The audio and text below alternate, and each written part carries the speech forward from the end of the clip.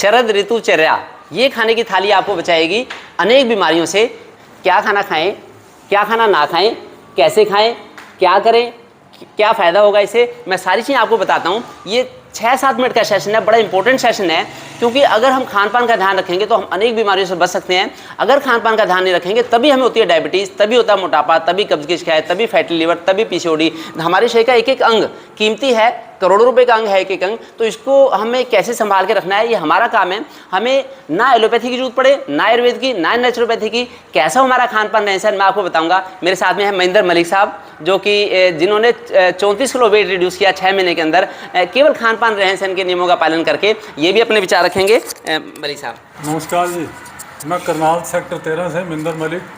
1 साल पहले मेरा वजन 102 किलो था और मेरे को डायबिटीज डायग्नोज हुई। मेरी फैमिली हिस्ट्री भी डायबिटीज़ की है, तो उस वजह से मैंने अपना खान पान में चेंज किया। एक टाइम खाना किया और एक टाइम फ्रूट और एक टाइम जूस पे। और 1 साल के अंदर 6 महीने के अंदर अंदर ही मेरा हो गया था। 6 महीने मेरे को मेंटेन करते हुए हो गए। अब मेरा वज़न 68 किलो है, 34 किलो वज़न का कम हो गया। कोई डायबिटीज़ नहीं, कोई कुछ नहीं है। और मैं सबको यही सलाह देता हूँ भी खाने पे कंट्रोल रखो, फास्ट फूड बिल्कुल ना खाओ, और एक टाइम खाना करो, एक टाइम फ्रूट करो, और थोड़ी बहुत ही एक्सरसाइज करो। थोड़ा बहुत अध्यात्म की तरफ जरूर करो, थोड़ी बहुत 10 मिनट 5 मिनट अध्यात्म पे जरूर जाओ। जितना पॉजिटिव रहो, खाने पीने के साथ साथ पॉजिटिव होना भी बड़ा ज़रूरी है। अगर आप पॉजिटिव नहीं होगे तो खाना पीना भी कोई मायने नहीं रखेगा। तो इस वजह से मेरी तो सबको यही राय है, ये आप ज़रूर करो, नहीं तो आपको फिर डॉक्टर के पास जाना पड़ेगा। इस तरह आपको सारी उम्र डॉक्टर पे जाने की ज़रूरत नहीं रहेगी। थैंक यू सब कुछ। देखिए, मैं रोड मैप बताता हूँ, जो मैंने मलिक साहब को बताया मैं वो आपको बता रहा हूँ। मेरे पापा बैठे हैं साथ में। पापा का शुरू से ही ये नियम रहा है, कम खाओ गम खाओ। अगर हम कम खाएंगे तो हम अनेक बीमारियों से बचे रहेंगे। जहाँ हमारे खान पान के कोई नियम नहीं होंगे, जब मर्जी खा लिया, जो मर्जी खा लिया, तभी हमें बीमारी होती है। अब मैं आपको बताता हूँ कि शरद ऋतु में क्या खाएं क्या ना खाएं, कैसी हो हमारी भोजन की थाली जो हमें 100 साल तक निरोगी रखेगी, डॉक्टर के पास जाने नहीं देगी। ये देखिए, मैं आपको बताता हूँ। पहले मैं आपको बताता हूँ क्या खाएं। एक तो मौसम की हरी सब्जियां खाएं, जैसे कच्चे पपीते की सब्जी है, बीन्स है, सहजन की फली की सब्जी है, इसमें थोड़ी गाजर है, ऐसे मिला के बनाइए। फिर ये दाल है, दुनिया की सबसे अच्छी दाल छिलके वाली मूंग की दाल है, और इसमें दुनिया की सबसे अच्छी सब्जी सहजन की सब्जी, जो आपको अनेक बीमारियों से बचाएगी, बॉडी के एक एक ऑर्गन को आपके दुरुस्त कर देगी, हमेशा आप निरोगी रहेंगे, बुढ़ापा होगा नहीं बिल्कुल भी सहजन खाने से। ये थोड़े से चावल जो शरद ऋतु में हमें लेने चाहिए, ये थोड़ी मौसम के हिसाब से कभी कड़ी बना सकते हैं। ये मिस्से आटे की रोटी है जो आपको हमेशा निरोगी रखेगी। ये थोड़ा सा हमने सौंठ का पानी बनाया है, जीरे का पानी जिसे बोलते हैं, जीरा सौंठ मिला के, जैसे गोलगप्पे का पानी होता है ऐसे सौंठ का पानी, कभी कभी छाछ ले सकते हैं। ये अदरक की कतली है जो हमें निरोगी रखेगी, वात पित्त कफ का बैलेंस बना के रखेगी। शरद ऋतु में हमारी बॉडी का पित्त प्रकोपित हो जाता है, जिससे कि यूटीआई होते हैं, यूरिनरी ट्रैक्ट इन्फेक्शन, किडनी पे इफेक्ट आता है, हमें एसिडिटी की दिक्कत होती है, पेट में गैस बनने लगती है, लीवर में भी हमें हेपेटाइटिस के चांस बढ़ जाते हैं। बहुत सारे पेशेंट्स आते हैं हेपेटाइटिस के। और फिर हार्ट पे भी जोर पड़ता है, जैसे पित्त बढ़ता है हमारे शरीर का, और पूरी बॉडी के ऑर्गन्स के ऊपर इफेक्ट आता है। तरह तरह के इन्फेक्शन होते हैं, सोरियासिस के चांस बढ़ जाते हैं पित्त बढ़ने से, फंगल इन्फेक्शन के चांस बढ़ जाते हैं, यूटीआई होते हैं, तो कील मुहासे हो जाते हैं, एक्नी, इस तरह से परेशानी होती हैं। तो हमारी बॉडी का एक एक ऑर्गन हेल्दी रहे, उसके लिए एक तो हमें खाना है कि हेल्दी खाना खाएं, ये ध्यान रखें। ये हरी सब्जी, मूंग की दाल, खिचड़ी, दलिया, रोटी, ऐसा खाना खाएं जो पित्तवर्धक ना हो। नमक कम लें, जितना उसके सिंधे नमक का उपयोग करें, सिंपल नमक का उपयोग ना करें, ऐसा ध्यान रखें। जो लोग जिनको वजन ज़्यादा है ऑलरेडी, जिनको मोटापा है, तो मैं उनको सजेस्ट करूँगा कि शरद ऋतु में, चौमासे में एक ही टाइम खाना खाएं, जैसा मलिक साहब ने किया। मोटापे को कम करना बड़ा जरूरी भी है, बड़ा आसान भी है, अगर हम उनके नियमों का पालन करें तो ये नियम का पालन कर लें। जिनको मोटापा है एक टाइम पेट भर के खाना खा लें। देखिए, हम तो 6 साल हो गए, हम लोग एक टाइम खाना खाते हैं, हम लोग निरोगी रहते हैं, और चौमासे में अदरवाइज हम लोग 2 टाइम खाना खाते हैं। दूसरे टाइम में या तो मौसम का फल खा लें या सलाद ले लें। देखिए कितना कीमती सलाद है, ऐसा लेके आपका पेट भर जाएगा। अगर पेट ना भरे तो शाम को ड्राई फ्रूट्स ले लें, जैसे पिंड खजूर ले लिए, थोड़े बादाम भिगो के ले लिए, मुट्ठी भर कच्ची मूंगफली भिगो के ले ली, इससे आराम से काम चल जाएगा। जो कच्चा खाना है ये आपको कभी भी बीमार नहीं होने देगा। अगर पका हुआ ज़्यादा खाना खाएंगे, इससे एसिड बनता है, इससे मोटापा होता है, इससे कब्ज की बीमारी होती है। तो पका हुआ खाना दिन में 1 बार खाएंगे तो बड़े हेल्दी रहेंगे, और कच्चा खाना दिन में 2 बार खा लें। लेकिन कच्चे खाने के साथ पका हुआ खाना ना खाएं। कोई कहते हैं हम तो ये वाली डाइट अपना रहे हैं, ये वाली डिप डाइट फॉलो कर रहे हैं, लेकिन कच्चे खाने के साथ पका हुआ खाना आयुर्वेद में रिकमेंडेड नहीं है। वैसे तो मैं एक MBBS MD डॉक्टर हूँ, लेकिन मेरा आयुर्वेद में बड़ा इंटरेस्ट है और बड़ा मैं इसको फॉलो करता हूँ, मैं इसका फ़ायदा उठाता हूँ। दूसरा है क्या ना खाएं, क्या ना खाएं। देखिए, एक तो भादों के महीने में, इसमें शरद ऋतु में जो सितंबर से लेकर अक्टूबर तक चलेगी, इसमें दही का उपयोग करने से बचें। अगर आप जिम में जाते हैं, आप जिम में 1 घंटा एक्सरसाइज करते हैं, अगर आप 5 किलोमीटर की रनिंग करते हैं, अगर आप खेत में कसी चलाते हैं, बड़ा मेहनत का काम है, फिर तो थोड़ी सी दही ले सकते हैं।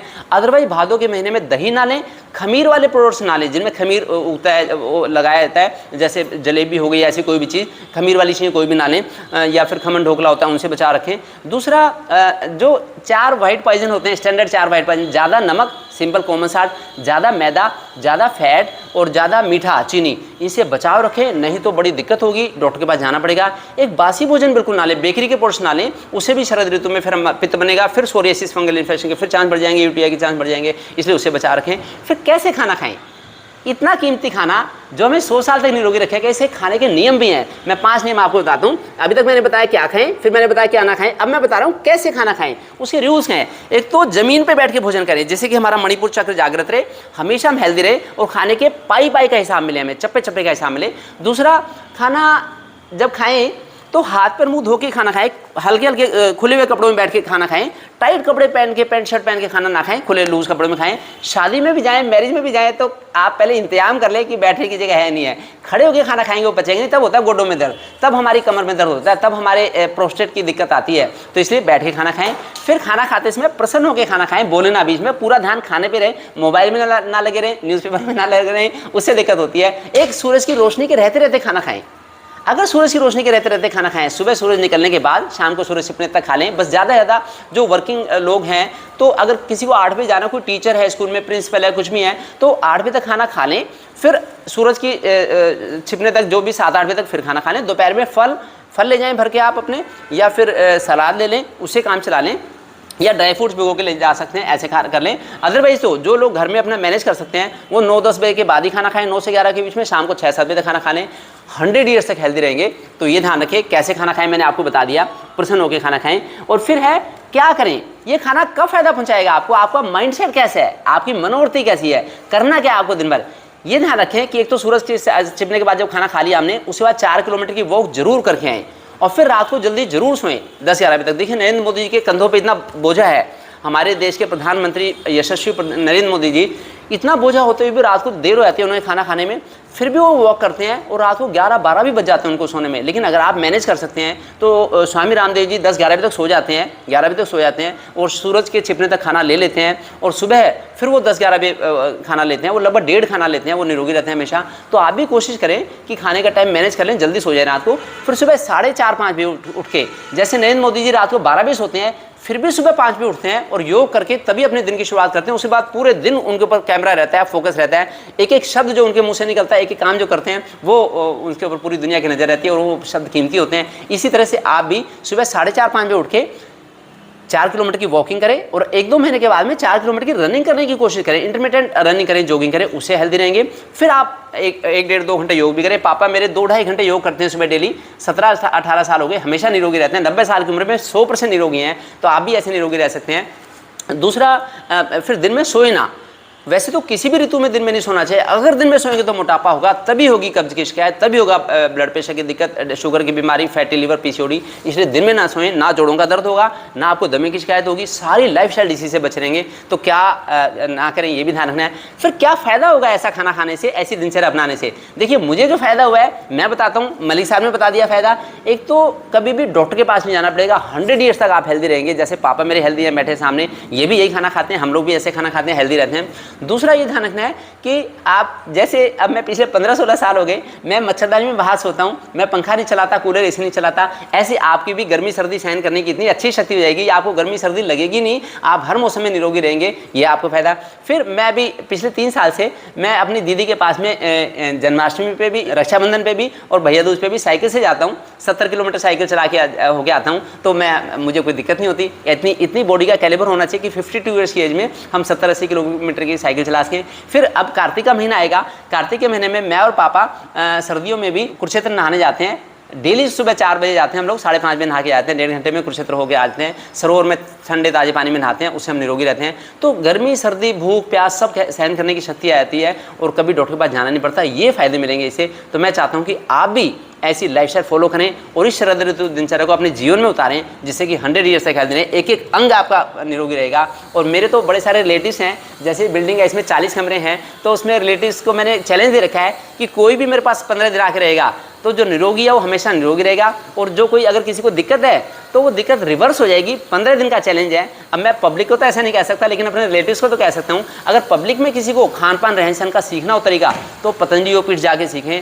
जो वहाँ पे रह के आएगा वही निरोगी हो जाएगा, डिसीज उसकी रिवर्स हो जाएगी, कभी बीमार नहीं होंगे। हमारे यहाँ तो राजीव दीक्षित जी भी 2 दिन यहाँ पे रहे आके, 12 साल पहले की बात है, और वैसे मैं 35 साल से उनको जानता हूँ, बड़े खुश हुए हमारे खान पान रहन सहन से। स्वामी रामदेव जी भी एक दिन यहाँ पे आके रह चुके हैं, खुश हुए।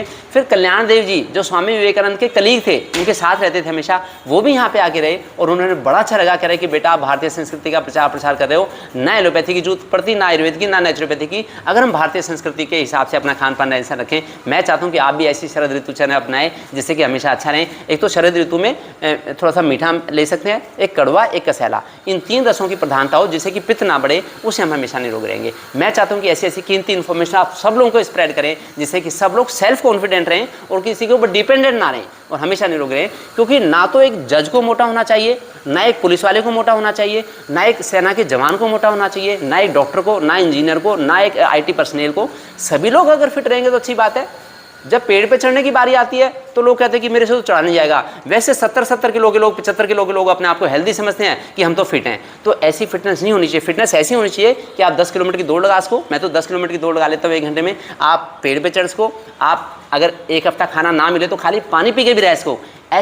ऐसा माइंडसेट आपको होना चाहिए। वो तभी होगा, जैसा मलिक साहब ने बताया, जब हम भगवान का नाम लेंगे, सुमरन करेंगे, थोड़ा सा खुश होकर रहेंगे, और हम पशु पक्षियों की सेवा करेंगे, गरीब मानव जाति की सेवा करेंगे, पेड़ पौधों की सेवा करेंगे, तब हम निरोगी रहते हैं। तब हम ऐसी लाइफस्टाइल को, माइंडसेट, इस लाइफस्टाइल को बड़े अच्छी तरह से अपने जीवन में उतार सकते हैं। नहीं तो फिर जो मर्जी खा लिया, जब मर्जी सो गए, जब मर्जी उठ गए, उससे बीमारी होती है, फिर हमें डॉक्टर के पास जाना पड़ता है। इसलिए मैं चाहता हूँ कि ऐसी इन्फॉर्मेशन सब लोगों को स्प्रेड करें।